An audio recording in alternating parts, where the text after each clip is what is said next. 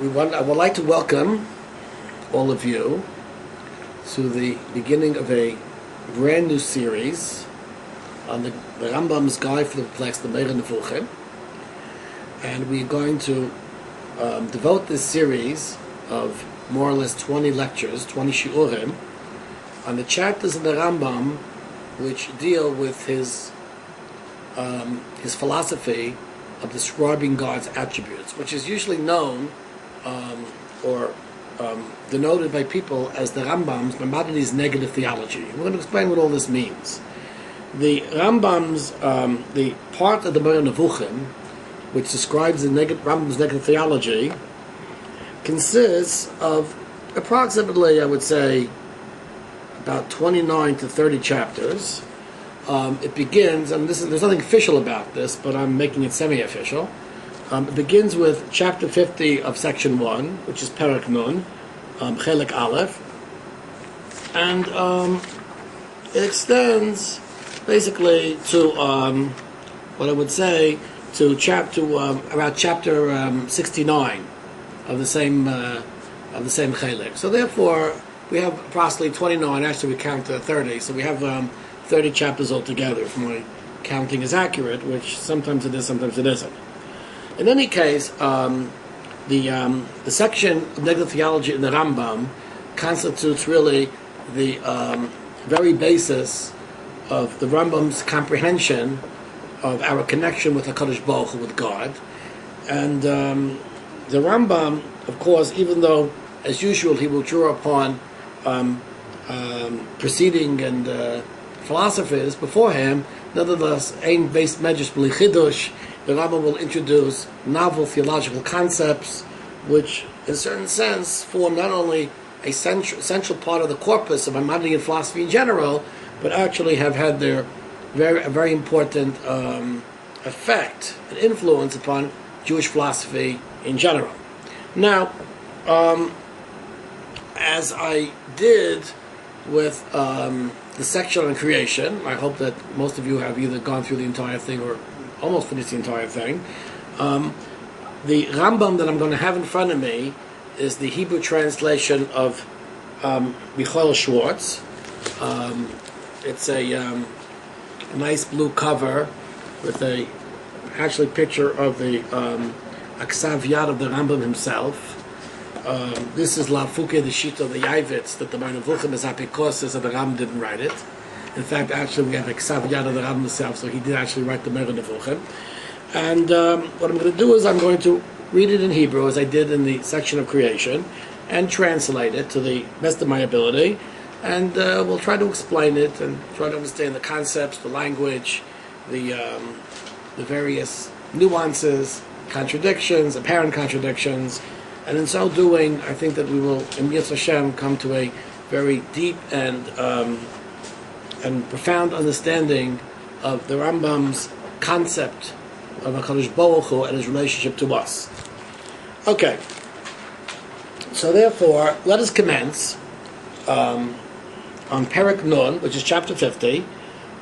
This is in page 112 in the Schwartz edition. The last two paragraphs. Perek Nun. Da hama'ayin b'sifrei zeh. Right? No. Right? You who are studying, you who are the intelligent reader of this book. Sha'amunah. Amunah means faith. I see over here in parentheses that Professor Schwartz put atkad. Atkad is in fact actually, he says in the footnote that atkad, see above in Ha'orah 15 to the Psikha of the Rambam, and in Ha'orah 15 in the Psikha of the Rambam, so basically atkad is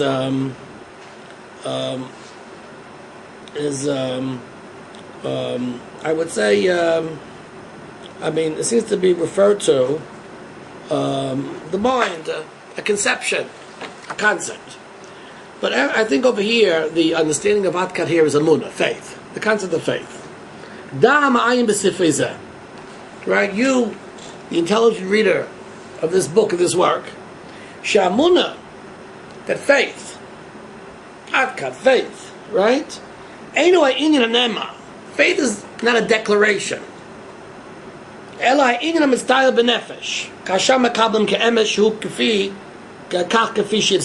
words, what the Rambam is saying, I mean, he has, in a certain sense, copious footnotes, but basically, emunah is a concept that a person, in fact, conceptualizes and takes to be true. In other words, emunah is not what's called faith in the normal parochial sense, meaning a belief in something which defies logic, an acceptance of something, a declaration of something, but rather faith is something that a person, in fact, intellectually perceives and comes to the conclusion that the faith is describing something or affirming something which he intellectually affirms to be correct. That's what's called faith. And that's a very, very important thing. It's well known that the Rambam, there's a well-known stira, contradiction, that's usually brought up in the more yeshivish circles. The Rambam, in the beginning of the Mishnah Torah, says that the mitzvah is leida, right? That there's a God who's the source of existence, right? That's how the Rambam begins the Meir Nevuchim, and Parak Aleph of Yesod HaTorah. And it's always usually pointed out that the Lashon, the Nusach of the Rambam in the Sefer Mitzvahs is the mitzvah lahamin. That's the first mitzvah, to believe. So, based upon that, the contradiction is raised, the steel is raised. Why does the Rambam use know, the verb know, in the Mishnah Torah, and use believe in the Sefer Mitzvahs? There's a famous Reb Chaim Soloveitchik, was to add that, that with knowledge, in other words, to know seems to imply intellectual knowledge. Faith seems to imply what you would call more emunah pshuta, in other words, a simple faith. Intellectual knowledge of God versus a simple faith in God. So I think the Torah, it's usually as it's said in the name of Reb Chaim. This is obviously not the Chiddush HaGachal Rambam, but this is the Torah said in the name of Reb Chaim, is that a person can pursue intellectual faith, even according to the Rambam. At the very end, right, intellectual faith will carry a person only so far. A person can only truly end up with what's called a simple faith, right? That's the way it's said in the name of Reb Chaim. Now, not Chas v'Shalom to argue Reb Chaim, but actually, if you look in Reb Chaim Heller's Sefer Mitzvahs, it seems to be that the Lashon of the Rambam Sefer Mitzvahs is not so pashut. It can be easily translated as Leida too. But in any case, Reb Chaim's Chiddush is undercut by the statement of the Meir Nevuchim. The Rambam is saying is that there's no faith which is simple faith, right? Faith has to be a belief in something which can be intellectually affirmed. That's what the Rambam is saying. In other words, a person doesn't declare something, right, and he is comfortable or assured that by declaring something, then he has faith. Faith has to be something that a person somehow, is able to perceive, or to conceptualize intellectually, and he comes to a conclusion that the faith is correct, that this idea is correct. Says the Rambam. Goes on the Rambam. I'm in the third line in the Parak Nun in the Schwartz edition. In Batama Eila mistapkim bekach shein moislim b'divreim es adeyas anachonos or anachshavus b'nechel nachonos b'li shel stayel lecha oisim v'tamid b'hem. Right? In other words, if you're one of these people that you're satisfied, right, with people feeding you proper beliefs, or in other words, or telling you ideas, right, which in fact you feel you don't have to have any critical, you don't have to absorb these things with any critical mind. You just believe it. Lo kosher kan shtavakish legabe vadoyis or raise a kalba oid. In other words, you don't. If people feed you information and ideas and you accept it, you accept it on faith without any type of critical thinking, well, and you don't, seek to affirm it in any way, so that's very, very easy. As you find many of the fools, people will basically will mouth slogans, mouth principles of faith, but there's no intellectual meaning to these statements. They just sort of mouth things. They never have think them through, and to independently decide whether these things are actually correct or not. It's sort of like the they're slogans which people use, and they become some type of. It's called Pavlovian faith. Says the Rambam. So if you're one of these people, fine, very good. The Rambam's not criticizing you, but you're one of these stupid people, who's stands part of that. Fine. But if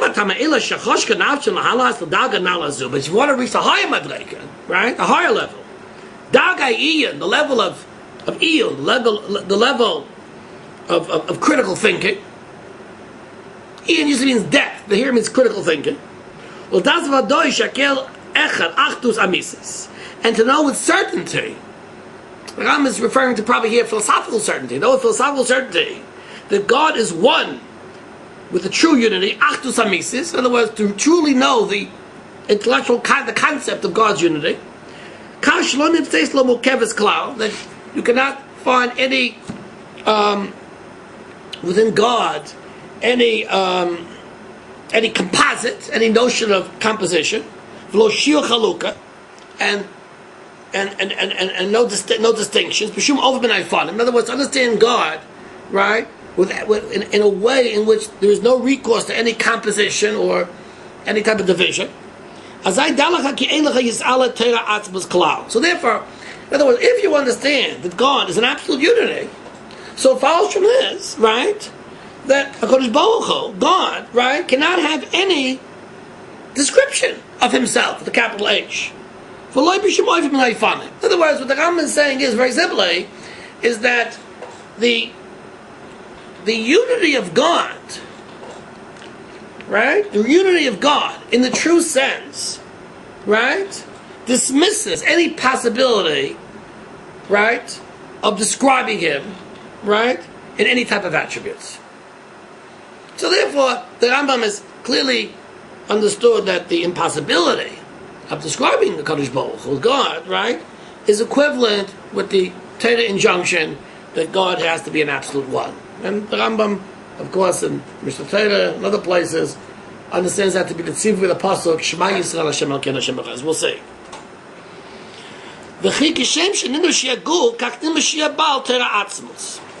Not only that, the Rambam says that, in other words, just as this is as basic or as fundamental as the denial of Kadosh Baruch Hu having a body. In other words, just like Kadosh Baruch Hu cannot be of any physical description, or cannot be a physical body, so too, right, he cannot have any description. So, in other words, I'm not sure that Rambam is actually equating this, because we'll see that actually the Rambam claims that he cannot have any metaphysical descriptions. But the fact is that I think what the Rambam seems to be saying, that any attempt to describe God would be equivalent, would be in the same category, perhaps in the sense of the Chumash, or in the sense of Jewish law, as ascribing him a bodily form, in which case it would be paganism, avodah zarah. So in other words, the Rambam is very, very clear, right? Any attempt to describe God in any way is equivalent to paganism, or is within the category of paganism. Okay? Whoever believes that God is one, but nonetheless contained, right? But nonetheless, he is subject to several attributes.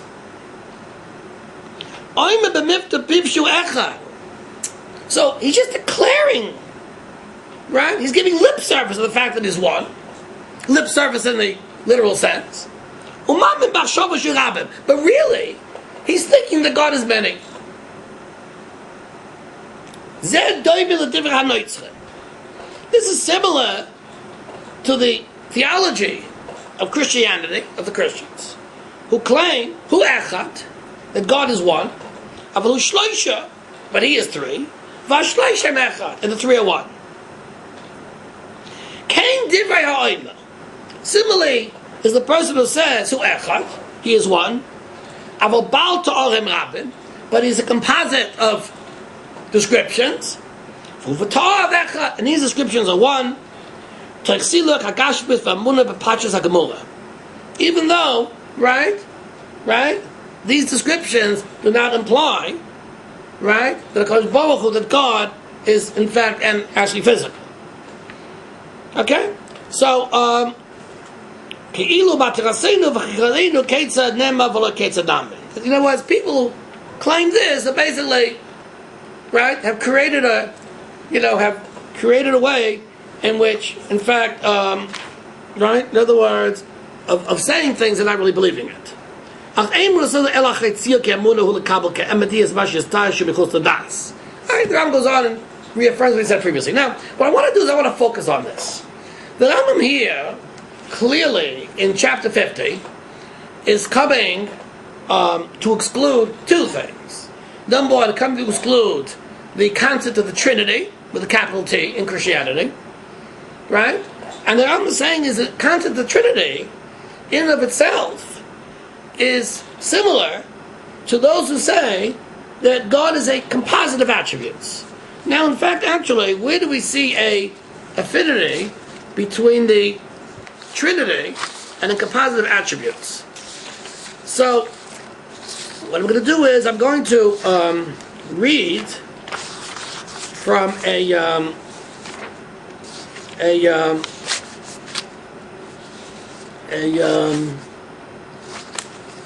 the famous book, right, by Harry Austrian Wolfson,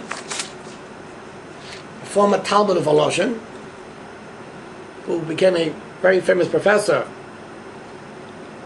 of philosophy at Harvard University many years ago.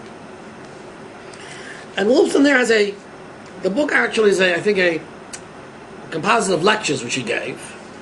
I think this lecture which he gave was an Alfred North Whitehead lecture.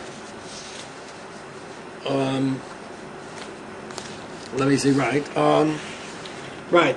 This lecture is delivered as the Alfred North Whitehead lecture at Harvard University in 1960. It's subsequently published in the Journal of History Ideas, number 22, 1961, page 3 to 32.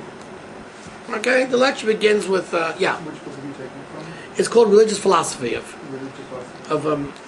Harry Wolfson. So Wolfson speaks about the Trinity. What I want to do is I want to speak a little bit about the Trinity, right? Right? And he says, I'm now on page 41.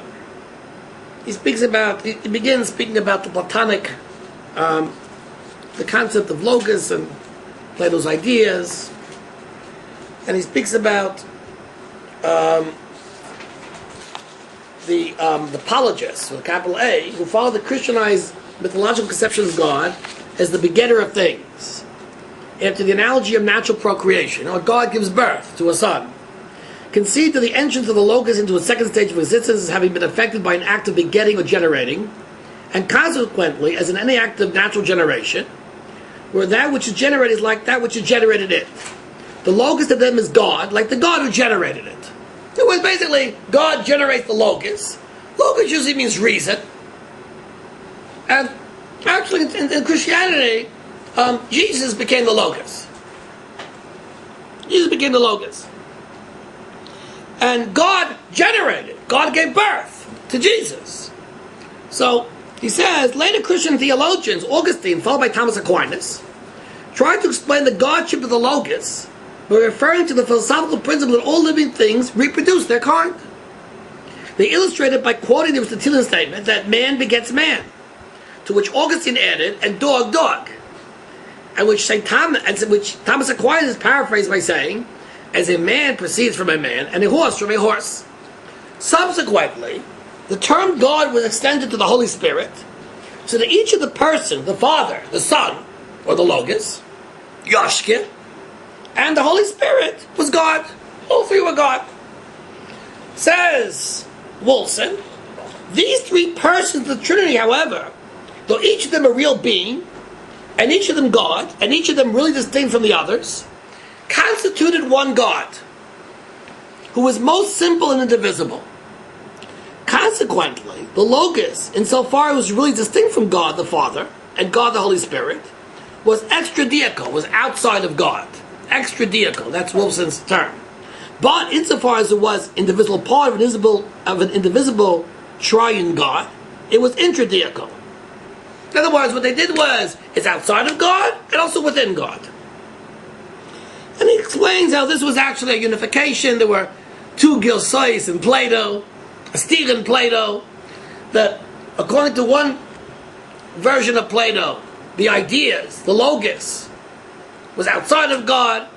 There's another Gius in Plato, actually it's a machlokes between the Timaeus and the Republic, that the logos ideas was part of the thoughts of God, and there were different ways of resolving the stira. Philo, the Jew Philo, was one of the yeshuva of the stira, but actually the Christians said these 3 and 1 and 1 and 3. They're both outside and inside.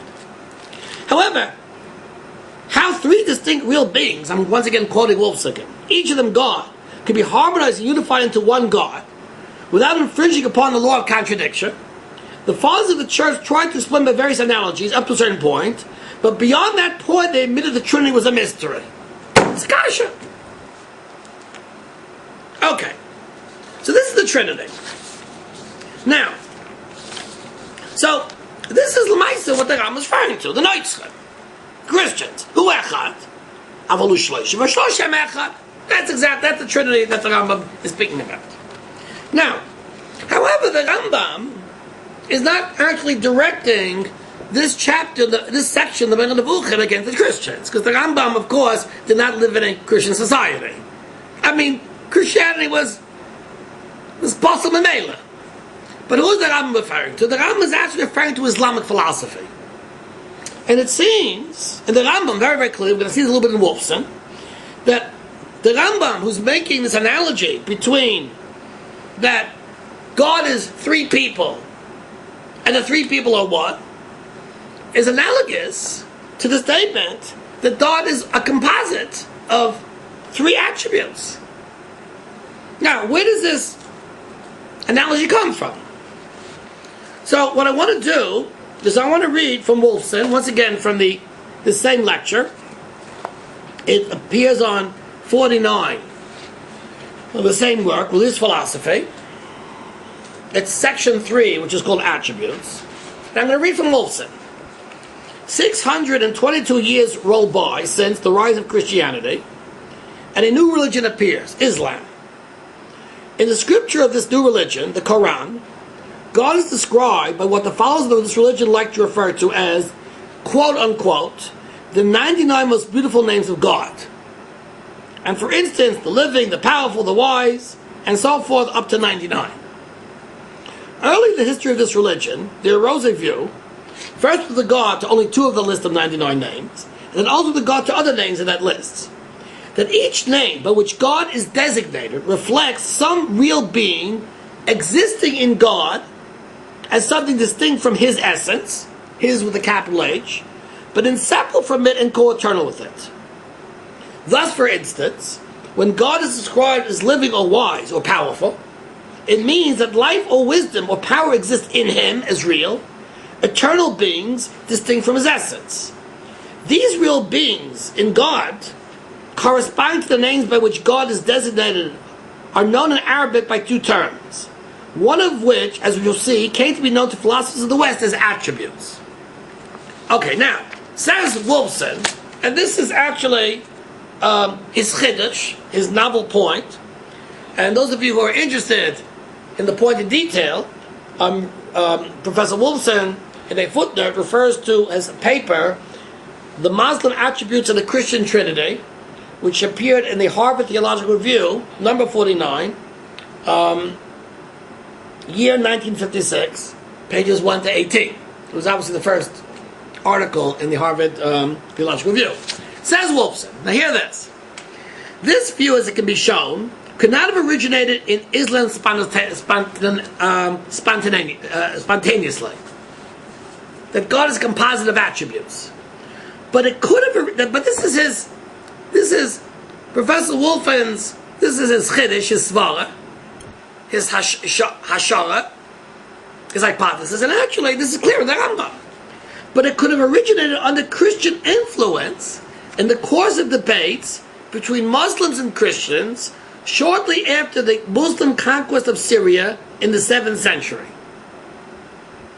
In these debates, we may assume Christians tried to convince the Muslims that the second and third persons of the Trinity are nothing but the terms wisdom, quote-unquote wisdom, or quote-unquote life, or wisdom and power, which in the Quran are predicated of God. And that there is nothing in the Quran against the Christian belief that the predication of God of either pair of these terms reflects the existence of God, of real beings, or persons, as they call them. Okay? In other words,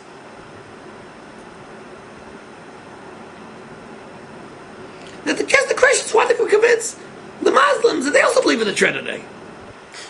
The Trinity of Christians are people, persons, hypostasis is what Wilson calls them, but the attributes are also analogous to the Christian Trinity. The Muslims could find no flaw in the reasoning and no objection to the conclusion. They therefore accepted the view that in God there are real beings to correspond to certain terms predicated of him in the Quran. There's the powerful God, there's the mighty God. But then when the Christian debaters continue to argue that these two persons, the Trinity, second and third, are each God like the first person, the Muslims balked and quoted against them the Quranic verses, but it says in the Quran, quote, "Say not three, God is only one God," unquote. And, quote, from the Quran, "They surely are infidels who say God is the third of three, for there is no God but one God." So now, what happened? Says Wolfson, thus there had risen in Islam the belief, which became the orthodox belief. This became the belief of Islam, that certain terms predicated of God have corresponding to them real existence beings in God called attributes, which are co-eternal with God, but eternally inseparable from him. And because they are eternally inseparable from God, and because also they are not called God, the unity of God so vehemently insisted upon the Quran is preserved. In other words, God is composed of attributes, but they're not called gods, but they're called attributes, but God is a composite of attributes. Now, this is what, right?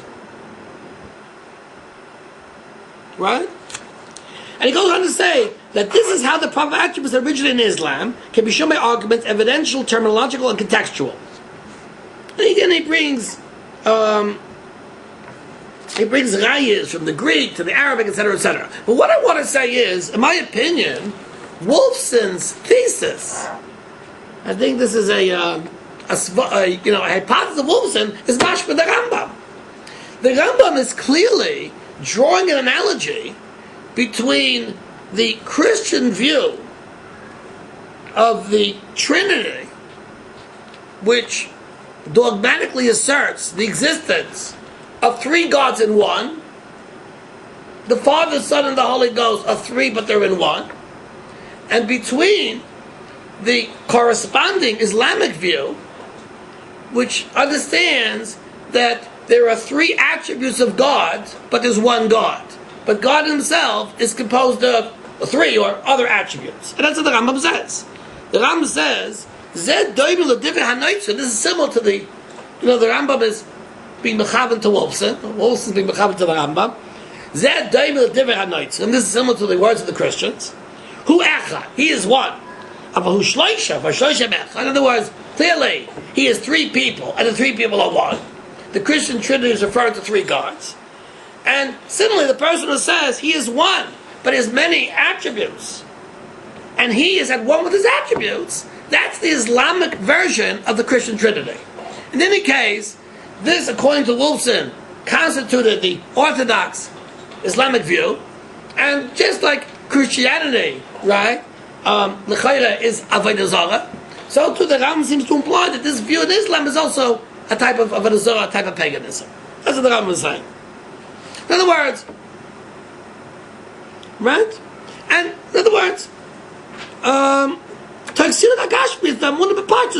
other words, the Orthodox Islamic view understood that in fact God is not physical, he's not corporal, but nonetheless he's a composite of three attributes.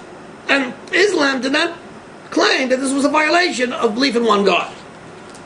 Right? The two quotes from the Quran, one is in section 4, chapter 4, verse 169. I don't know how to say this in the Quran. Say not three, God is only one God. And in chapter 5, I guess verse 77, they surely are infidels who say God is the third of three, for there is no God but one God. In other words, so Islam clearly viewed Christianity as In fact, Christians are being infidels because they claim there are three gods. Here, the claim is not there are three gods, but there's a God who's composite of attributes, and the Rambam is claiming that basically Islam did not advance at all the cause of monotheism by adopting the Christian Trinity within the terminology of attributes. That's what I'm saying. Okay? Why is he addressing? Is he not addressing Jews over here? I think what he's doing is he's addressing Jews, but of course, in the Rambam's culture, in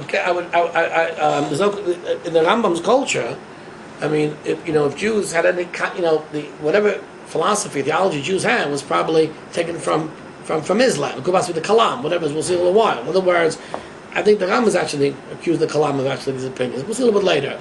But there's no question about it. In the philosophical climate, in the philosophical culture in which the Rambam lived, the concept of God and attributes was probably somehow, based or akin to the Islamic notion of attributes. And the Rambam is going to attack this. Okay? Okay, fine. Is the Rav going to explain how this Islamic concept of attributes is different than the modern Kabbalistic concept of attributes? Yes. I was waiting for you to say that. It's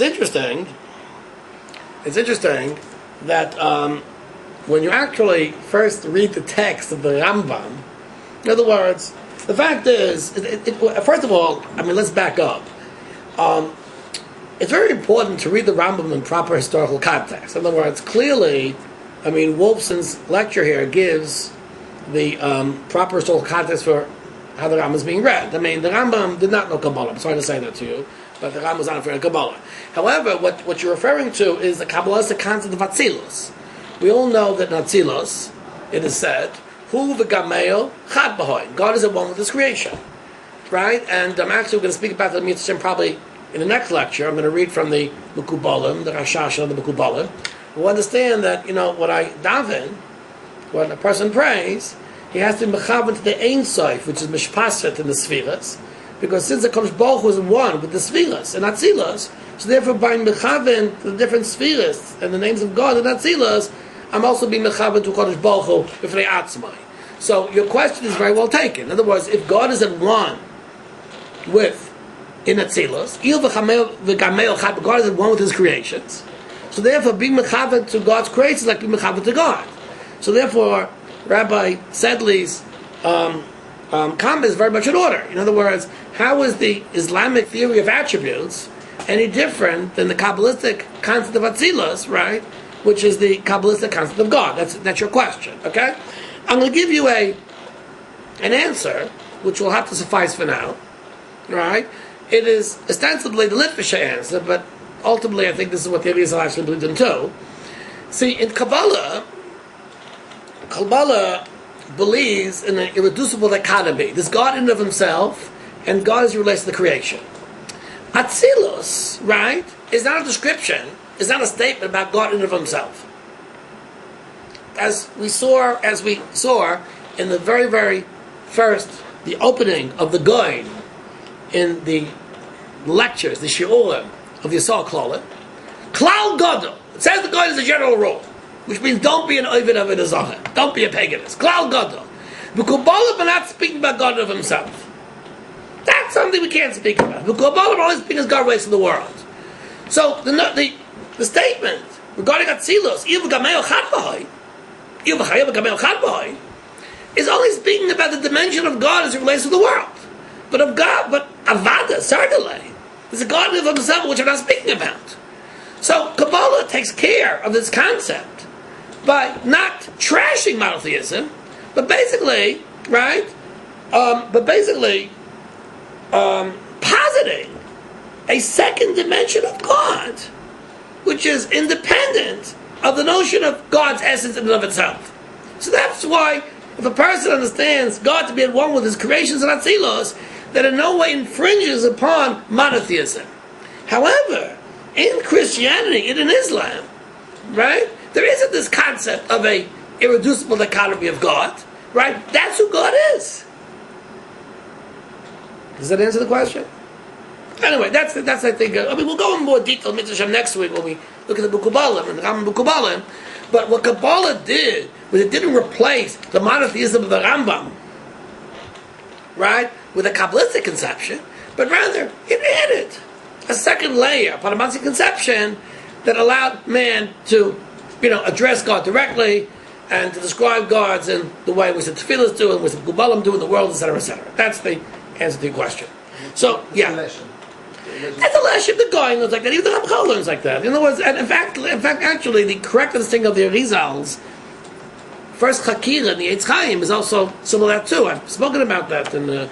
I invite all of you to hear the first lecture I gave on the in Sarkla on the guy. In other words, it's clear that the Arizal was making this breakthrough that there's a added dimension, which in addition to the dimension of God and of Himself, but God's relation to the world. And that is, if you look at our new Rishima, which Meir will be coming out very soon, and you'll see that actually this advance of the Arizal corresponds in a certain sense to the Cartesian duality mind-body problem. I have a very interesting article about that. I really recommend that for your reading, which we'll get to that.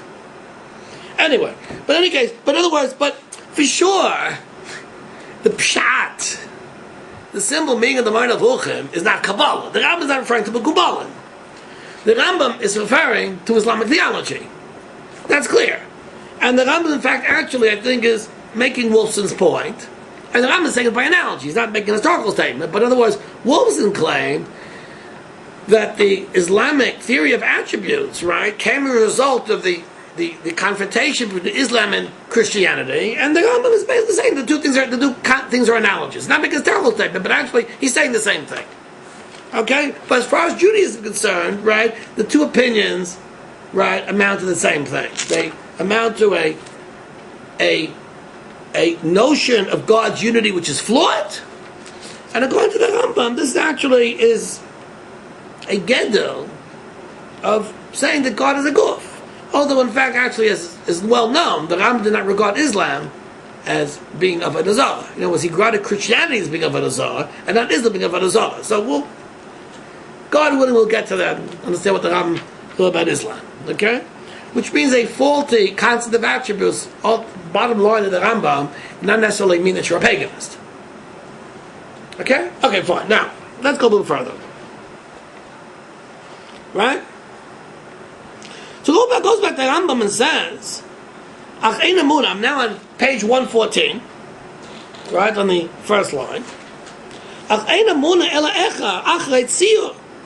other words, Emunah can only come after intellectual conceptualization. In other words, Emunah can come only after thinking. Emunah is not something the person declares without understanding. Emunah requires understanding. Ki Emunah hilakabel kamisi as much as tayer. Emunah's understanding is true, that which a person conceives, conceptualizes. Shumichutz ladas. Now, chutz ladas means outside of the mind. It means it has to be something which is objectively true. In other words, Emunah cannot be a product of your imagination. Emunah has to follow rigorous objective logic, which is not a subjective creation of the mind. This is what the Rambam means. Fimash is time b'das. Im yachna Emunah zu husak she'ein mashu shoyna be'Emunah zois efshar klal. V'lo nimtza b'das mokum l'chois Emunah zois ve'ein lalos al das efshar shel dava shonu mimena. So if I die, in other words, a person comes to the conclusion that you can't think any other way. This is the only way to think. Right? In other words, a person has an idea, a belief, and a person is convinced that this belief is not sufficient but necessary, and you can't think any other way. This is Emunah. In other words, Emunah has to be something which a person believes to be true because intellectually accepts it as being true. Which in a certain sense, you should know, in a certain sense, the implication of the Rambam that Christian faith is not a notion, is not really the Jewish notion of what faith should be. In other words, Christian faith is the acceptance of things which really are not true. And that, in fact, actually is what Professor Wolfson says about the Trinity. Right? To quote once again Professor Wolfson regarding the Trinity, right? He says how these three distinct real beings, I'm quoting from page 42, each of them God could be harmonized and unified into one God without infringing upon the law of contradiction, the fathers of the church tried to play with various analogies, but beyond that point they admitted that the Trinity was a mystery. It was a mystery. In other words, emunah, faith, which is a mystery, says the Rambam, is not faith. You say something if you don't really know what you mean. It's blabber, babble. And I think that he even goes on, Harry Wolfson, right? And speaks about Descartes, who certainly was a rational person.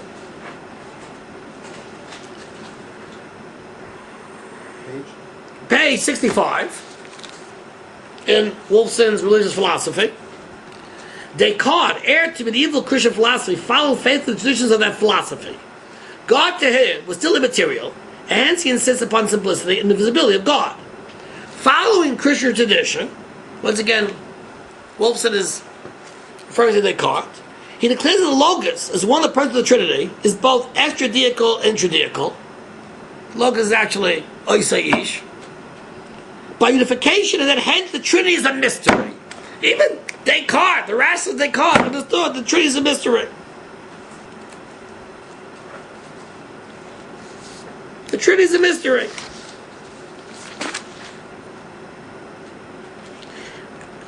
And then he says, in fact, Descartes himself confesses, page 66, that in his conception of God, his attributes, he follows tradition, Messiah. He writes, by the idea of God, I understand no other thing than that which all other people are accustomed to understand when they speak of him. So Descartes had this amaratzis, whatever it is, when Descartes hooked into the Messiah, he had this amaratzis to him. Look at my article that Descartes' understanding of God was a little more complex than this. But then when Descartes spoke about the Trinity, as a believing Christian, he believed that. Okay? And then came Spinoza and basically said Chidushin, which I don't want to speak about right now. But in any case, the point is, Wolfson says, that the Trinity was a mystery. People would pronounce the Trinity, but had no fact of the study what it meant. Because logically it's a contradiction.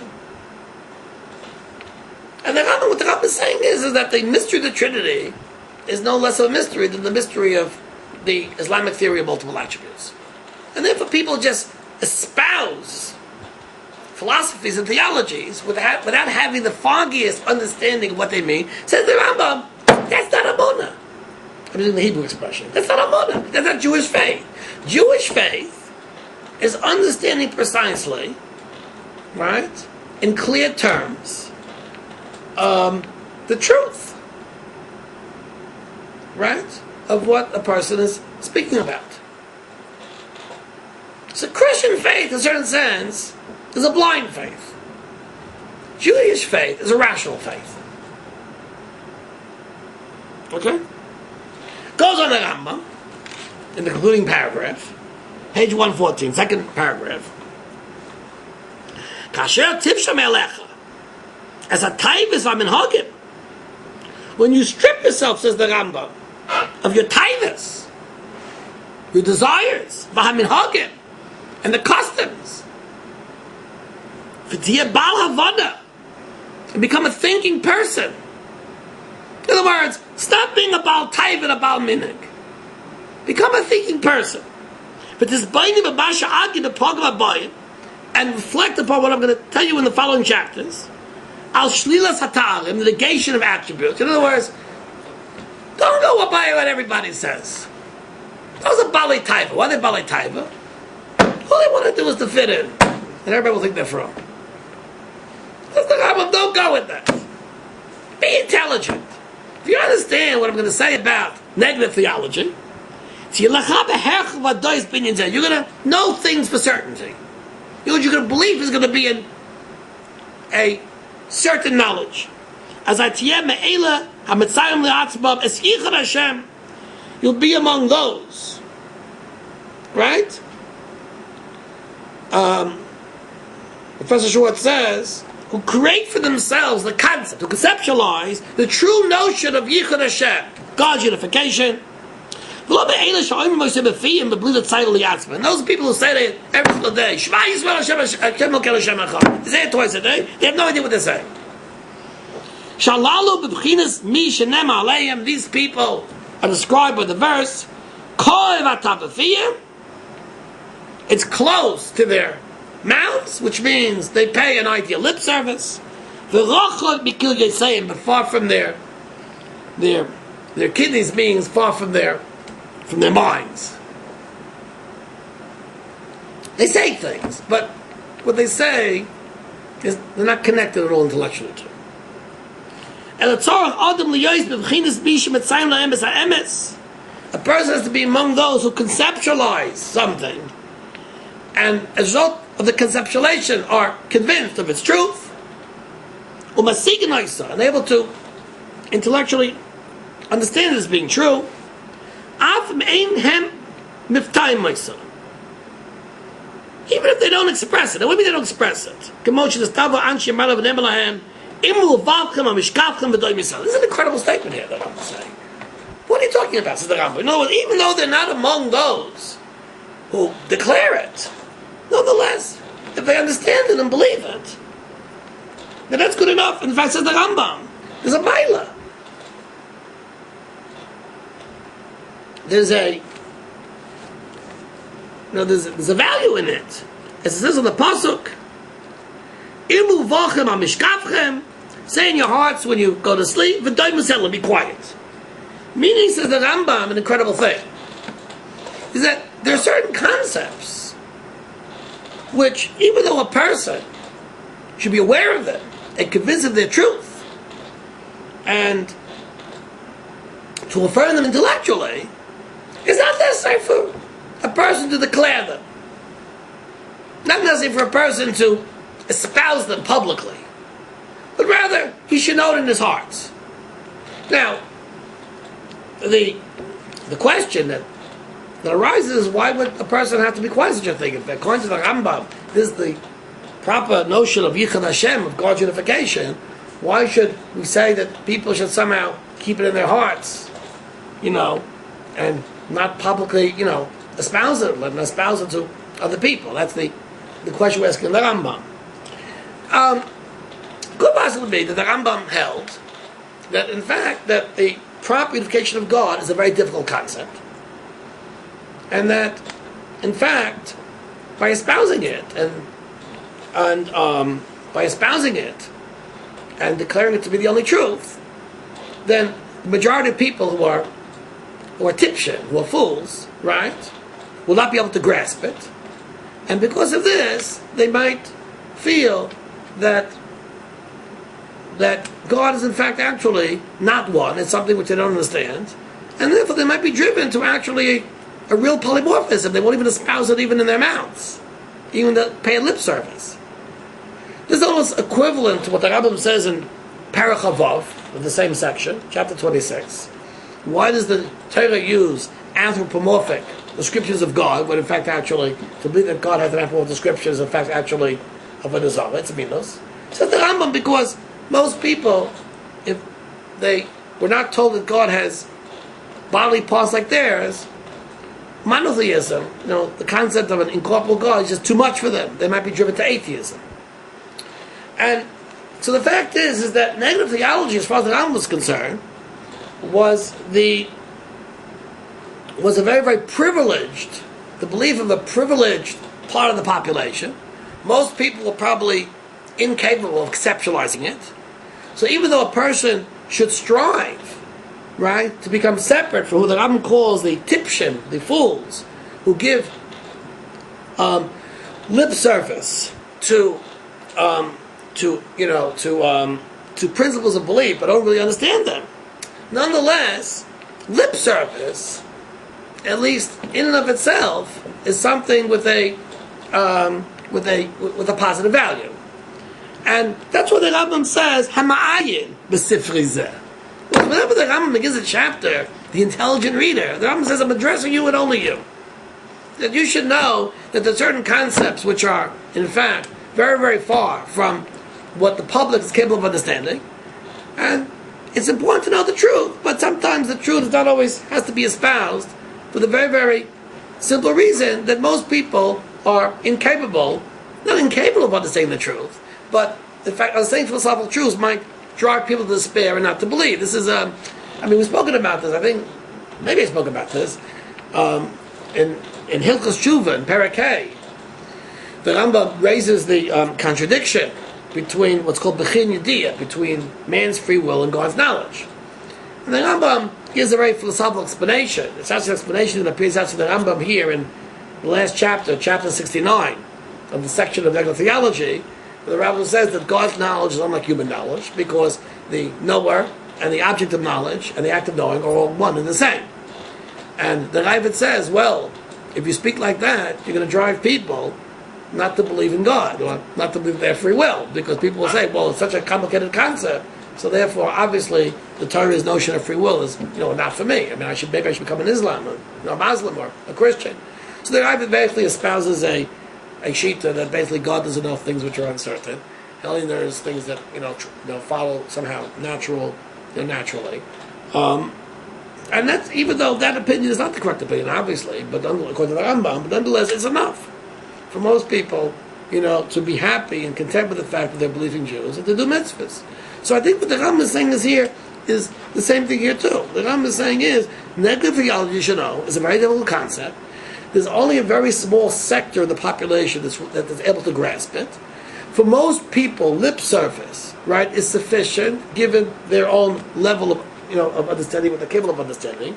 But you, hama'ayin b'sifrei zeh, the person who truly wants to study my book and to understand the ideas, you should be aware of the fact that really that lip service is not enough to truly understand the concept. Concepts require critical reflection and intellectual understanding.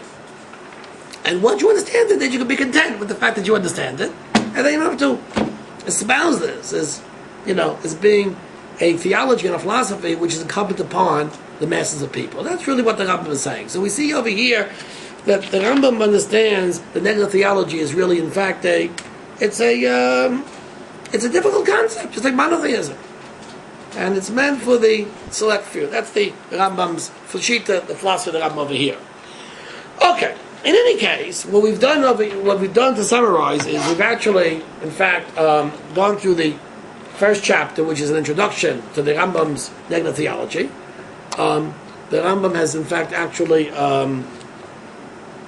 mentioned Christianity, mentioned Islam, and this will serve as a basis for the Rambam's working out of how we understand, in other words, not understand God, but what type of statements can we make of God? The Rambam is going to have to admit that there are certain statements we have to make of God. The Torah speaks about God. How is it to understand the same Torah makes about HaKadosh Baruch Hu?